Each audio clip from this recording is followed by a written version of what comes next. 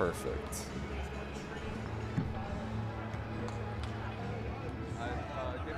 Give it 5 seconds of buffer. Yeah, okay, we're live.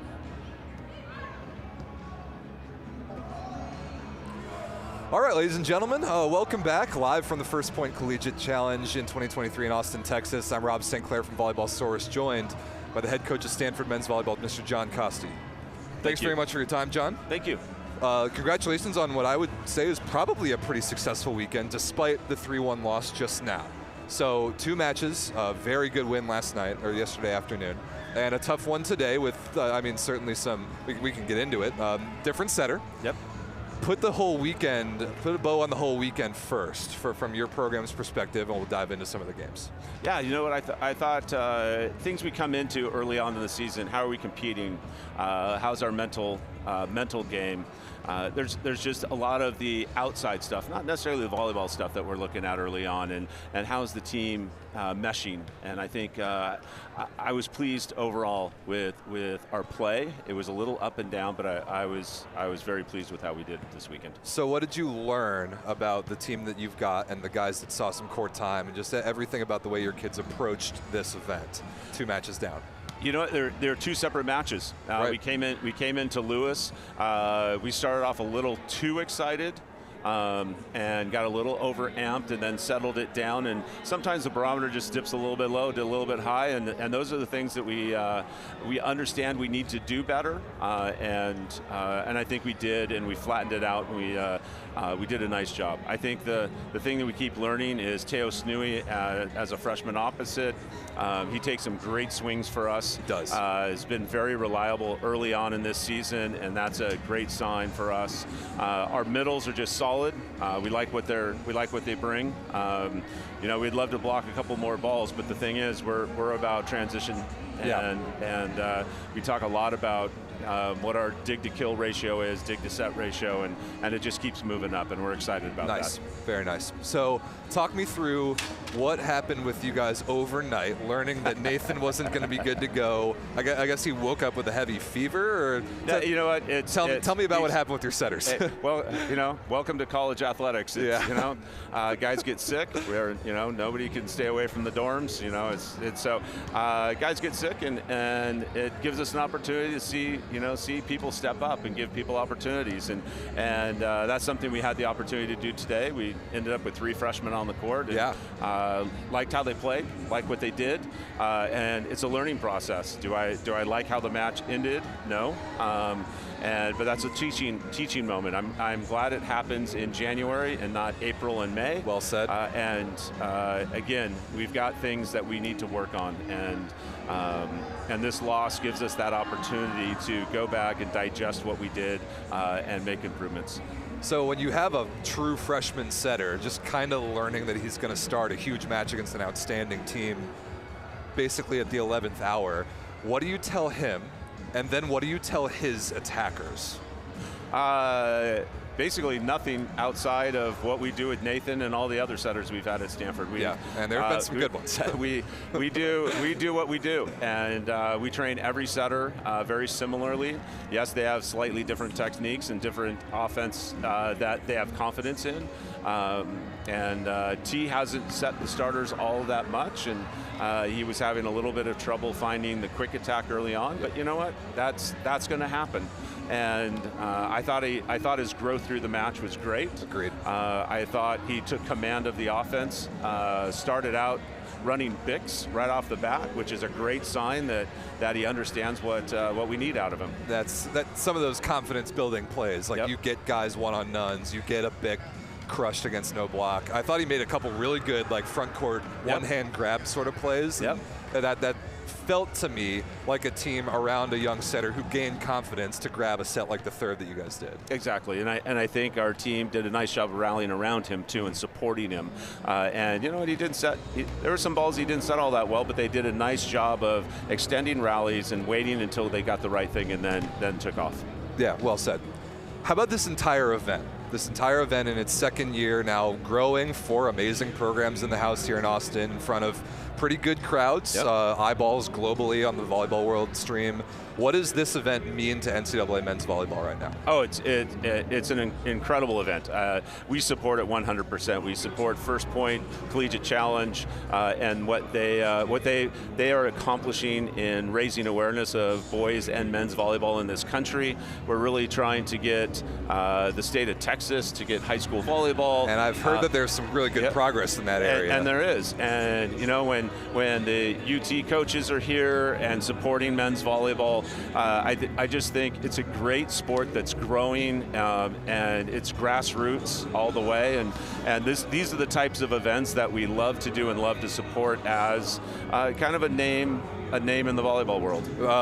That's pretty safe to say. Stanford men's volleyball carries some weight. I mean, I was telling you walking over here that basically I owe my little bit of a volleyball career to stumbling upon the World League 2009 on TV. Yep. And then watching your team win a national championship in 2010. Yep. And watching Brad Lawson have the greatest match I've ever seen against Penn State in the final. And I wanted to ask, because you and Pav and Penn State's program have done some pretty great battles in the past. The latest chapter, unfortunately, didn't go your way. You do have one pretty big one over him in your history. What's it like to play Penn State?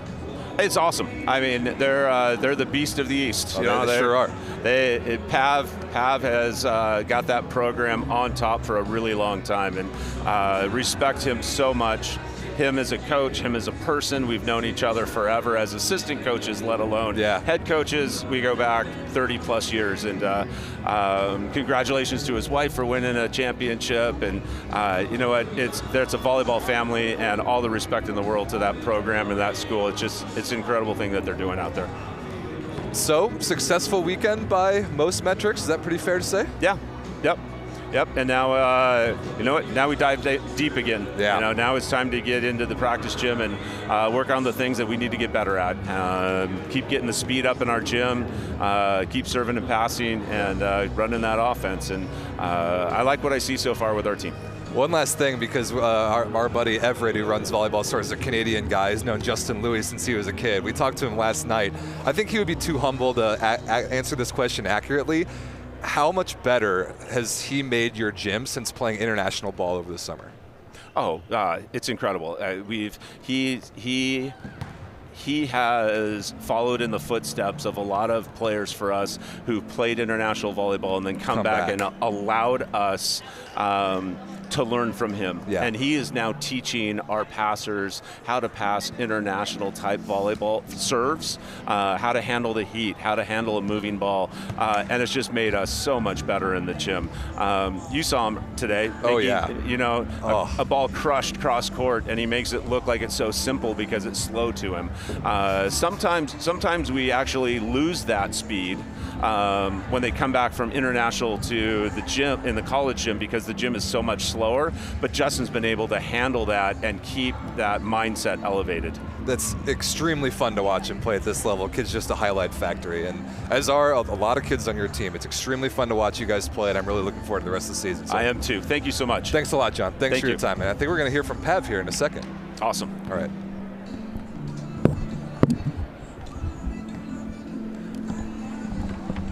Who's that? No, we're good. Don't worry about that. Yeah, we're good. Thanks very much. Thank you. Great to meet you. Thank you. Congratulations on a good week. Good luck to you. Sorry they have no chance. Hey, Coach. Rob, nice to meet you. Hard one.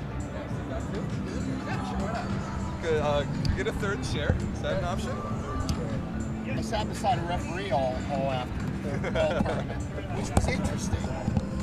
You know, I actually want to ask about that, because that was a new thing. We've noticed Volleyball World do it with like putting the up official on the same side as the benches.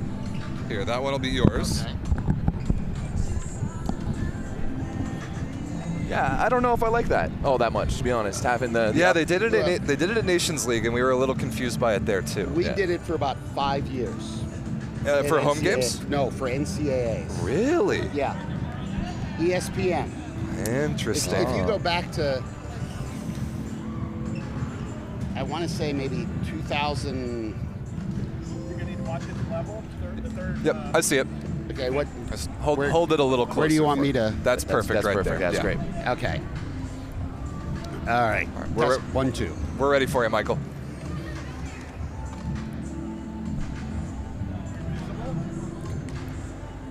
All right, ladies and gentlemen, welcome back. Quick break there. Pleased to be joined by, I guess, the winner of the weekend. 2-0, the victorious head coach of the Penn State Nittany Lions, Mark Pavlik. Nice to be here. Thank you, Coach. Thanks for giving us some of your time. This has been a phenomenally good weekend. Is that fair to say? Yeah, all around, all over, from the juniors tournament to the play here for all 4 matches. For January volleyball, this is the closest representation of what a Final Four really feels like. We kind of felt the same thing, especially even that match just now. I mean, Stanford had a new setter, a true freshman setter out there, but the speed and the contact height of a lot of the guys. I made the comment to Everett earlier, like. Yeah. Well, and There's not an only increase that, here. the competition part of a Final Four, yes, for sure here. But also there are many things when you go to the NCAA tournament that are out of your control. Everything is structured. Here's your practice time. Here's when you're going to eat. Here's where you're going to stay. Let's be in the gym. Here's the media commitments. Something that you don't have in the regular season and things that during the regular season we can control when we serve and pass, when we eat.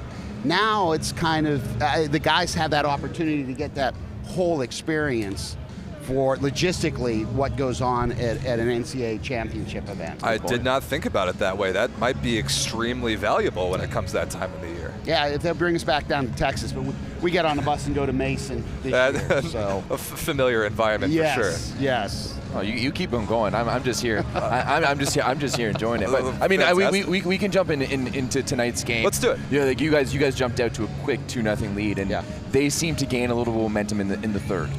And we were talking earlier that if you take away that if you lose that physicality, the other team's going to punish you. Is that what you felt with your team tonight? You kind of went away from that physicality in the third set.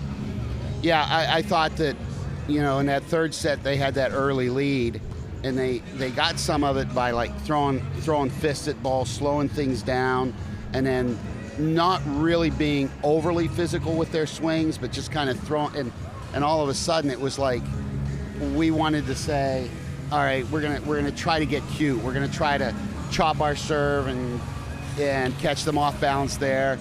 We're gonna try to make sure that we're behind the line, and I thought we got away from being physical. And I think we started to return to being physical when we tied it in game 4. Yeah. That late game in set 4 was very high level and very fun to watch. The back and forth, the chess match, the serving strategy, the different rotation strengths and weaknesses. That's kind of Final Four like stuff. Yeah, and I firmly believe in the men's game. Well, I think in any game, given whatever level you're at, whatever level of physicality you can be at, you got to be at it. You can't back off. Right. And for us, we and John, and this is not anything that only we do, but I think you got to preach. You got to believe in your physicality, and the whole physical serving game. Which depending on which side you're on, how can you miss so many serves? How can you? Yeah. And you start to say, well. I've been Jalen Jaspered last night to death, and you see him bounce balls. You get sick of that pretty quick. when they put, when you give them a serve that doesn't challenge them, and it's perfect pass, and they set Jalen, and what happens after that ball breaks floorboards? Collectively, the team that sided out, chest gets bigger. Look what we're doing. It's when a point is worth more than a point. And then, but. If they're going to side out, I'd rather they side out on our terms, where Brett Wildman misses a serve at 71, where the reaction by them is, whoo, I'm glad that ball was out of bounds. It's a totally different emotional response to a side out that I think is it might be an oversimplification, but I think it's very important because I think the men's game is so quick. Right? We don't have the rallies that the emotional release leads into. The good teams let it lead them into their next ball contact. 100%. The really good teams know where they're at, shut it down, stay at that level, and then take the next rally independent of what what happens. And from a man who's seen teams at every level of this game and physicality and ability to control the emotion, how about when you don't have your starting opposite, when you have no Cal Fisher, and you have this John Kerr character come basically off the bench and play that well? I was so impressed by him this weekend. Yeah, Johnny has been in our gym for the last 3 years. Big boy. We've used him as a blocking spec because he gets his hands across the net pretty darn well. He has a very, very good clip of that one-on-one he got on Snooey where the ball hit the ground before either of them. It's a phenomenally good video. Yeah. It'll be up on Instagram in the next hour. Very shortly. You got to make sure I know what Volleyball Source. Volleyball Source. Yeah. Volleyball You know what? Source. Actually, even we'll collaborate it with your men's volleyball page, and it can be up in your Instagram feed for your fans as well. So I thought John looked great. I thought Brett looked very, very good, and whoever reached into Resovia, Poland to recruit Michał Kowal deserves a raise. So, yeah, how did that happen? How do you get the Polish kid on your team? You've asked me 3 questions about 3 guys. Which one do you want to answer first? All of them. I don't know. Tell us about Michał. Michał, we saw a video on him. We saw how well he touched the ball. You know, we looked at him and said, are there more physical kids here in the U.S.? The answer is yes. Of course. But we also said how he moved, how he played the game. You know, his father coached professionally in Poland. Oh, okay. So he grew up around it. You can tell. Yeah. Yes. We could tell the instant we saw him yesterday, and we cover a lot of international volleyball, so we researched Plus Liga, Italy, and then I'm like, yeah, that's a Polish kid. Yeah. If I didn't know he was Polish, just by watching him move, you could tell. Yeah. He hit a shot where he delayed his timing on the way down and rolled it off an unsuspecting block tonight. I'm like, we don't teach that to juniors in the U.S. Right. And I think with Michał, we saw that. He came in as a freshman, and he and Michael Valenzi battled for that starting 0-2 position. Valenzi won because Michał wasn't physical. Then we found out through our trainers that he had basically a nerve that was being constricted. Oh. So It's like shoulder, neck? Yeah, or? right shoulder. So he went home, had surgery, rehabbed, came back last year, still because he lost the development his freshman year because of that pinched nerve. Valenzi was still ahead of him. He went home, he trained with a junior national team in Poland this summer. Okay. Wow. Came back, and all of a sudden, he was hitting balls like you saw tonight. Yeah. And now with his defense, with his serving, he's scoring us points. So it was really just, he sent us the clip, and we said, yeah, we'll take it. Now, who do you want next, Kerr or? Tell me about Kerr. Keep telling me about John Kerr. Kerr, 3 years in our gym. He's 6'7", 6'8", whatever. I think he's got a 7'1" wingspan. Nice. And but he doesn't. He like most guys in the U.S. that didn't play at a high-level club. He plays like the kids that he grew up in high school and the club he's playing with, who are all of about 6'1". So I think he sees himself as a 6'1" player. Wow. And it took us, hey, John. And he still doesn't have a great arm. He doesn't have an international arm. No. But he hit the angles. He hits high enough. Contact, Yeah. And I was real interested tonight because I think Stanford's as good a defensive team as we're going to see. Yeah. How good's that Louis kid, huh? Justin Louis. We love him. And how Johnny was going to respond to that. And I haven't seen what was his number? 15 for 37. 6 unforced errors. Did not get blocked at all. 41% kill, 24% efficiency. I'll take the 41% kill. Good take. And and he like I say, block balls. His serve's kind of ace late funky. in the fourth. Oh boy. Biggest point of the weekend, probably. The stuff block. Yeah. And then he goes back and he serves and he's got the ace. And so the real key is going to be Cal Fisher, returning All-American, opposite, totally different types of opposite. Cal is 6'3", super athletic, quick arm. He is third in our career aces list. He's behind 2 jokers by the name of, I think, Max Holt and Aaron Russell. Jokers. And, yeah, at best. And so, Fish is a point scorer.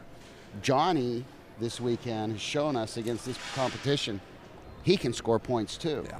So now the question becomes, how do we get both of those point scorers on the court? That is a great question, and I'm fascinated to see how you answer it. So am I. So am I. Tell us about this event kind of overall. What is the significance now of the First Point Collegiate Challenge in its second year to NCAA men's volleyball?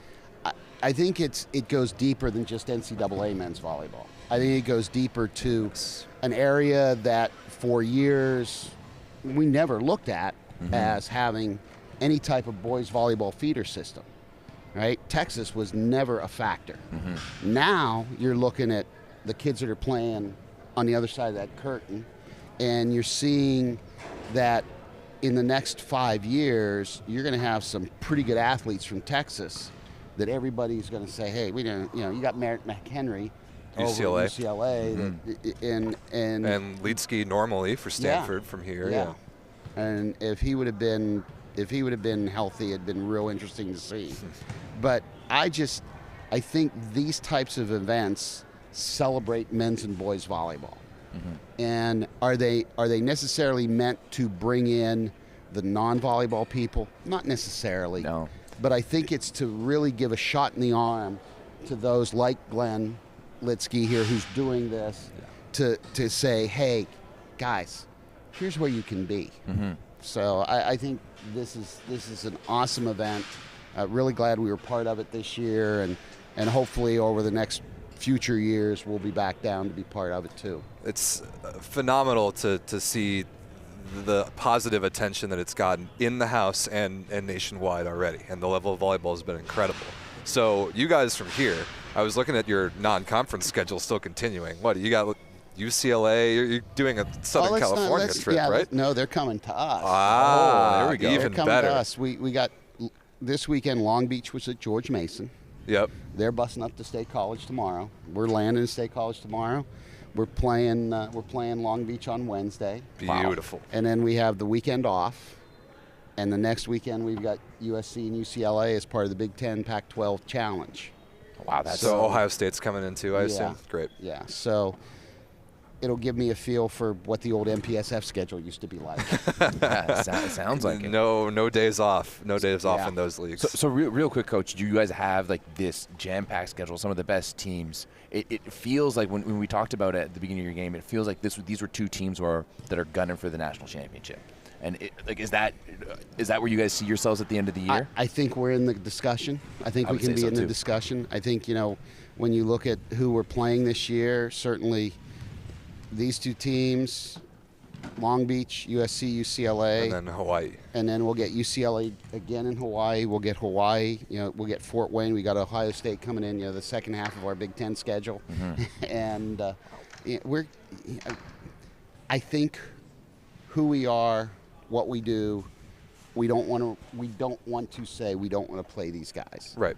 And I think this group of kids have earned the right to say, just how good are we? Who's your biggest competition in the EVA this year? I would have said early on, my vote was at New Jersey Tech. Right, and they've got a collection of really good players, and I haven't seen any video of them, but I know they haven't gotten off to a great start. Okay. I think Harvard lost to Fort Wayne maybe today. I know they lost to Ball State. I haven't seen the schedule today. I think it might have been 3-0 Fort Wayne beat them, and I haven't noticed anything about Princeton, so I'm not sure. Princeton always starts out with a West Coast swing because they're not in class until like January 23rd, 24th. Oh, weird Ivy League academic calendar, huh? Right. Okay. So, but you can never count Princeton out because we know what they did to us last year. And I think I don't know if anybody's going to go through the EIVA undefeated. Okay. I just think there's enough good teams. We're playing with us now down to 6 teams. We're going kind of an unweighted schedule with we'll go to New Jersey Tech for 2 Friday, Saturday. We'll go to Mason and we'll go to Harvard. Okay. And we'll have Princeton at our place twice and Charleston at our place twice. Okay. Yeah, because now with the NEC splitting off, I'm sure the scheduling has been Very interesting discussion. Yeah, and thankfully the coaches of the EIVA are a great group. We work really well together. There's always a lot of different perspectives that are brought up and kicked around, and I think we try to take a real good look at what's best for everybody. And we'll see. I don't think anybody can sleep on Charleston. I think Luke Reynolds has got some foreign guys in, and with his foreign contacts. Oh yeah, I forgot. Reynolds is over there at Charleston. That crazy Australian. Yeah, crazy Australian guy. I mean, he used to coach up in Canada for Brandon as well too. So yeah, and spent some time. He was at JW for a little bit in the Plus Liga. Yeah, remember last year the guy who started last year at the beginning of the season for JW, and then he was suspiciously canned. He came and. I think he did women's a little bit, and now he's... he was at Charleston all of last year. Right, yeah. Gardini got fired from JW last year, but Reynolds was there a couple years before. Oh, yeah, that. 2 years ago. Yeah. And that club carries some weight. So I think that it's going to be, everybody's looking at this run, and my biggest challenge is to tell our guys, we got to play whoever's on the other side of the net. That's right. We can't make any value judgments. We got to be who we are.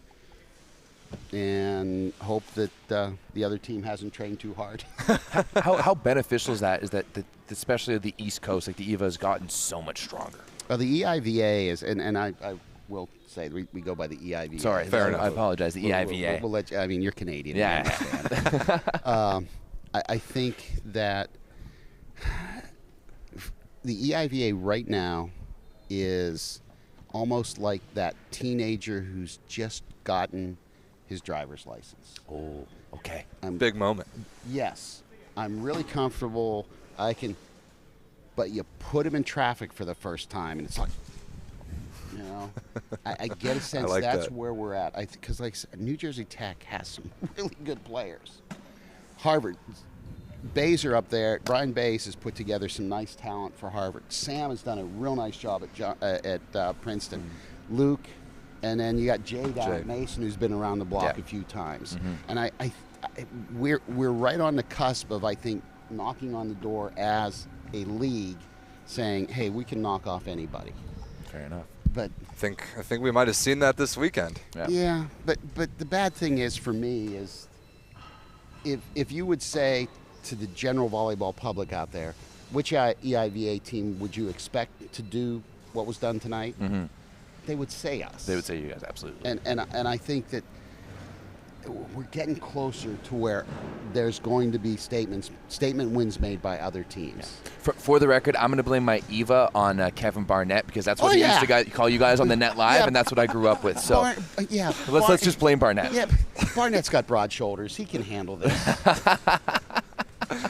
Hope Barnett's watching. I just talking to him earlier this week. Those Pepperdine waves, Of course. Can't live with them and can't live without them. Well, you could try. Coach, thank you so much for your time, man. Thanks for being here. Thanks for covering us. Our pleasure. The game deserves it. This event deserves it. And I hope that the people who follow us follow a lot of international ball, and we get some new NCAA fans that start to see what's going on here and really feel the momentum and continue to follow along with the season. So, and like you talked about your schedule, there's going to be some must-watch games coming up in the very near future. Yeah. Well, thank you, guys. Thank you, Good luck with everything. Thank you. Don't hurt each other. That only happens when USA Canada comes around in the summer. Yeah, we made a bet on that so we do a podcast on Tuesday nights, and he had to sing our national anthem when we 3-0'd Canada in Nations League. So which is because I don't know if he knew our national anthem. Hey, I don't know either. I have yet to hear him sing it. So I was preparing. I would have had to sing the bilingual version of "O Canada." I would have had to learn the French verse. Good one there. Exactly. Good one I mean, our team wasn't as good. We weren't fielding as the quality that we had in years past. So I knew making any bet I was probably going to be losing. So I had to up the stakes a little bit on his end. So that's when our little relationship gets fun. Is when there's international blood on the line. But now we're. It's good to know. At least now I know who to root for. There. Hey, we'll take you in any time you want. Give you a nice maple leaf. Thanks, Coach. Full transparent. I am a huge Penguins fan. So. Oh, okay. Yeah. Hey, mostly Canadian guys on that team as well. So we got some U.S. guys too. Yeah. Hey, we got the most winningest U.S. coach ever now in Sully. Oh, you're right. Yeah. Oh, you're right. But you still got Crosby. You got Sid the Kid. Oh. That golden goal in 2010 will forever, awesome. yeah, will Awesome. forever keep us going. But Coach, thank you so much. Thank it was you, great to guys. watch your team down here, and hope to see you guys competing at the national championships later on in this year. All right. Virginia. We'll see you Looking down forward in to it. Virginia. Thanks, you. Coach. Thanks a lot, All guys. right. Excellent, Coach. No. Okay. My team is long known. We're just going to leave. He'll find his way. Good luck the rest of the way, Coach. Great to see Thanks. you. We'll take it. Thank you so much. And I'll make sure to collaborate. Hey, can we? It's still spinning. Can you? Huh? Oh, it is. Okay. Yeah. Yeah, that's fine.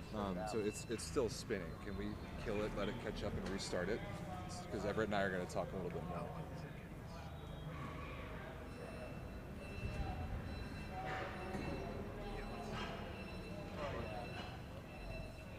I don't know why it would. Yeah.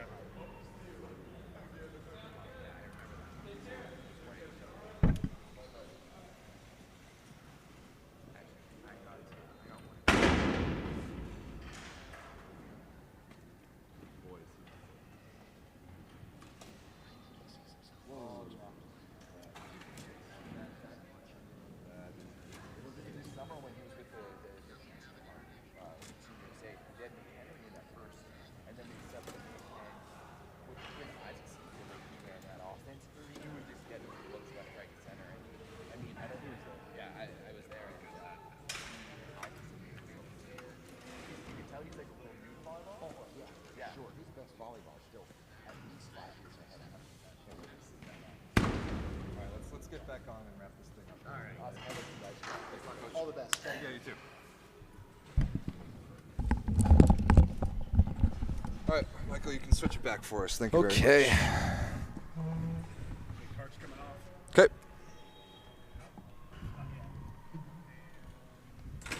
You're back. Oh yeah, we don't need that. Oops. Let's just turn that one down. Yeah. I think we're live, right? All right. All right, ladies and gentlemen, we're back Yep, we are back. to wrap things up. Oh yeah. Yeah, a great day of volleyball. I would say today was a better day of volleyball. I think it was if too. you could imagine. Yeah, I thought today was a better day of volleyball. Let's start with that first match. Pepperdine getting the win over Lewis. 3-1. Lewis, first and foremost, coming out with almost like an entirely new lineup. And it was fascinating to talk to Dan Friend about that. Yeah, I want to know. I was not part of it. I haven't heard it. So what was he talking about that? There was just a couple of the guys yesterday, as we were talking about, getting banged up ever so slightly, like a couple rolled ankles, couple jammed fingers, whatever it was. So they made wholesale changes at outside hitter and at opposite. And then they used Kevin Calling, who's a really good athlete. They brought in a semi 6'2" sort of deal. Okay. And Dan didn't get into the specifics and those moves in particular, just like we need to use all of our possible options, see what we've got, see if we catch lightning in a bottle with one of them, and run with it if we find that. Yeah. And for a brief moment, they did. Pepperdine was better than Lewis for sure. They hit, I think, 43% efficiency as a team, and Lewis's offense not bad, 31%. Served totally fine, but they could not stop Pep's offense. That was the difference. Yeah, Pep's offense looked good. Really good today. Yeah, Jasper was awesome, 42%. They got a better performance out of their second outside hitter, Deluzio, 55% efficiency. Mm-hmm. Way better compared to yesterday, which was Absolutely. Pep's issue, as we talked about on the show. So, and then, yes, I thought Steele was good. I thought the middles were good. Pepperdine played better volleyball, and Lewis defensively couldn't really quite hang with what they were seeing. And that's what Coach Friend talked about. He's like, they lost the serve and pass battle, and Pepperdine was in system just the whole day. Yeah, you could tell. I thought Lewis played better last night against Stanford. Obviously, you got a different set of guys out there. I was kind of expecting to win that one, but I was really surprised and happy with the way that Pepperdine bounced back. I thought Dvorak was a little bit more even keel emotionally. Yeah. We didn't see him really get into it, but I think he didn't really need to. I think there was just a lack of energy from his team, and he was trying to get the boys going. But today, they came to play, and they looked really good. Jalen Jasper especially. Like, if he can play that type of game and be that dominant, and he really took the errors down today. quite a bit, then they're really going to start competing. They could push some really good teams out here. Agreed. And Lewis is going to have a pretty good year. They're definitely building more for the future. They've got Ball State and even to a lesser degree like Ohio State and Loyola in their conference that are prepared to win the MIVA this year. So I don't think Lewis is there yet, and Coach Friend kind of knows that. He said they're going to have to make a run in the MIVA tournament to really make something special out of this year. But go check out the video we did earlier interviewing both Dan Friend-Lewis and Jonathan Winder at Pepperdine. It was cool to talk to those guys and hear from them the same way we just talked to Costi and Pavlik just now. Yeah. So I think we can kind of move on past that match, get this done quickly enough. Yeah. The match we were all looking forward to is Stanford versus Penn State. And unfortunately, Stanford's starting setter Nathan Leetsky did not play. He woke up this morning with a pretty heavy fever. He was sitting on the bench in street clothes with a mask on, like not necessarily COVID, but he was definitely sick. Definitely didn't play. And they started a true freshman setter who was not ready in those first 2 sets for Stanford. No. He settled in extremely well. Stanford got on the board in the third, and then late it was deuce at about 20-20 in the fourth, and Penn State got a huge ace from their oppo, whatever. I already forget his name. John Kerr, that's right.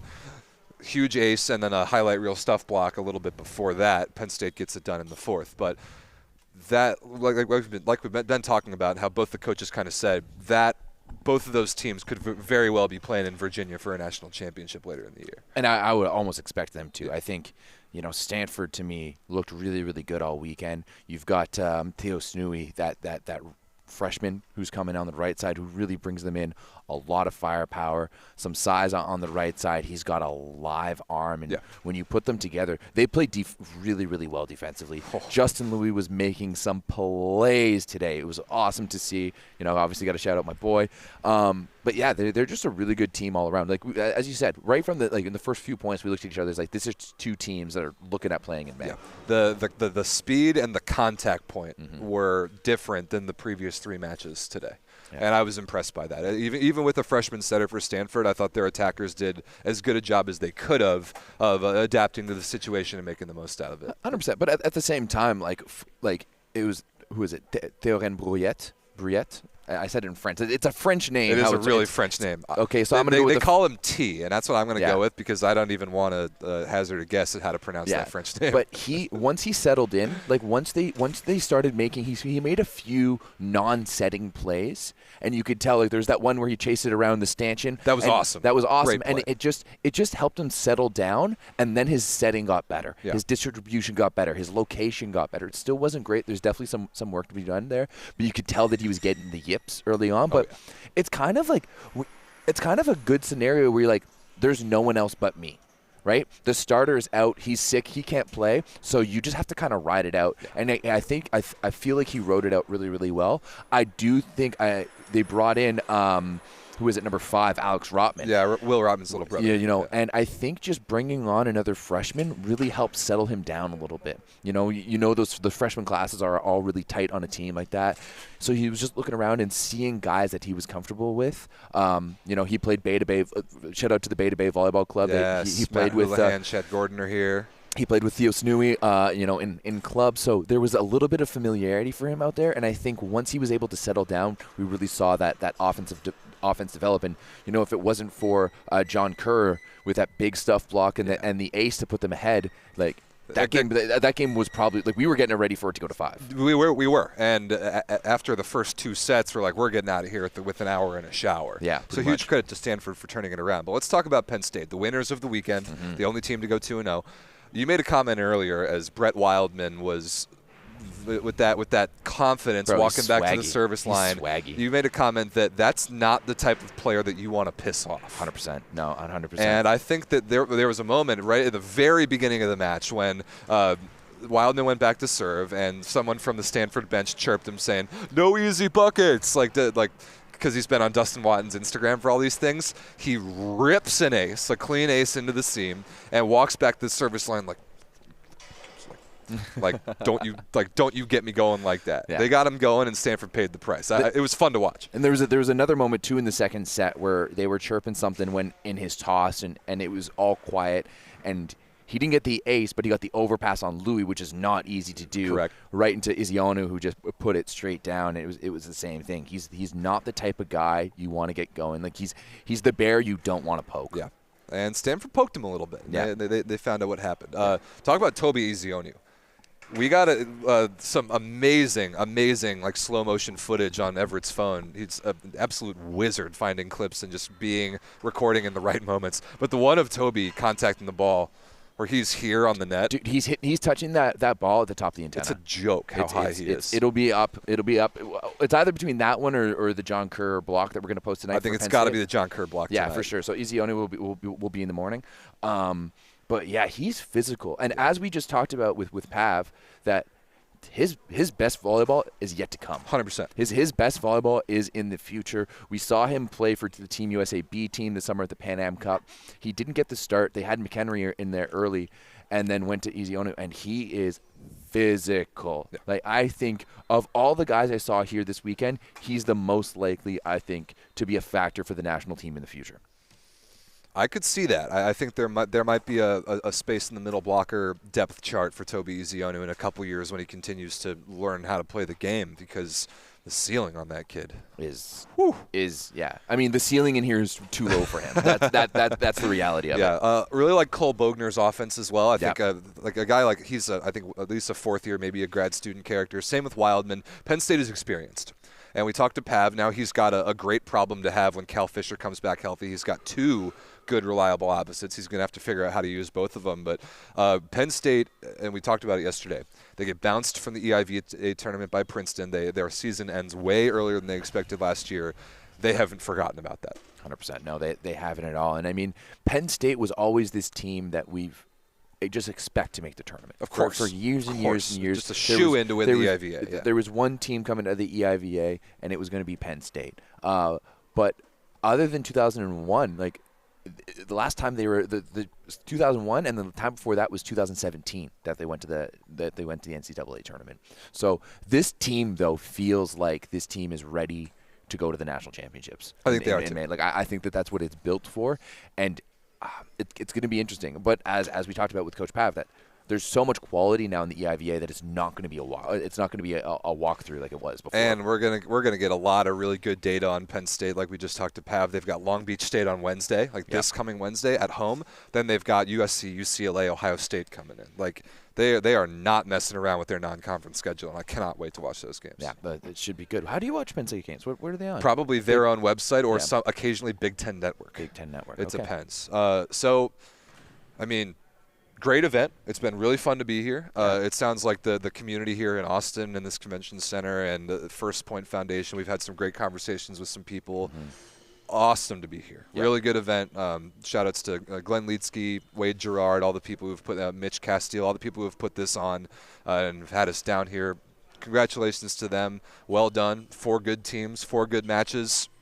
Box checked. I'm looking forward to more NCAA ball this year. Yeah, me too. I've officially watched way more NCAA ball than I have U Sports, so I need to go home to Canada and finish that off. Oh, you want to ask me the question that we were talking about yesterday? Which one's that? The comparison between Canada and the U.S.? I would, yeah. Because you are probably the only person, Everett, who has seen both like a decent sample size of U Sports ball and NCAA men's ball this year.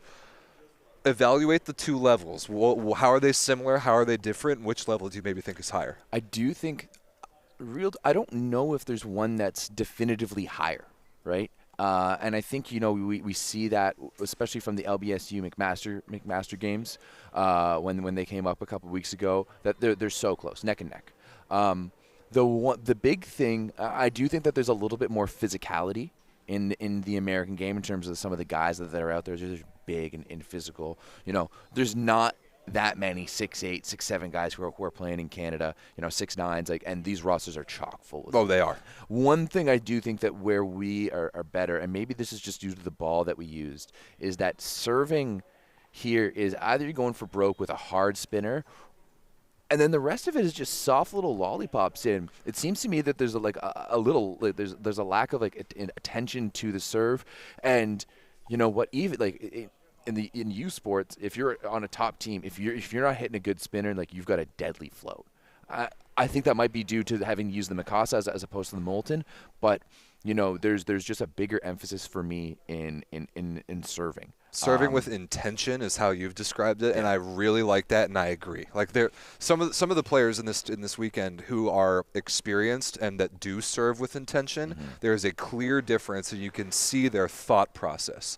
They identify a target. They don't serve the libero as how many times do we say, why are you serving Justin Louis? Like what is going? But from every team that played, why are you serving the libero? Serving with intention. It makes a big difference when you're lollipopping something to somebody's platform, or putting a 80% serve on the libero's midline, or you're really putting movement on the ball, you're really targeting a sideline or a seam or a weak passer. Like there is a difference there. We could tell when I saw it, because for the most part there was a lot of serving that lacked intention. I think that was a really good take. Yeah, but other than that, I think it's pretty close. I do think, as I said, the physicality is a little bit more here. You got some bigger guys who hit the ball just a little bit harder, but I think it's really close. And I mean, we've seen it in the past from the exchanges between the two countries. I think we need some more. We were talking to Wade Gerard, and he had come up for the Can-Am event back in 2019. Awesome event, which was awesome. That was when First Point was just getting started.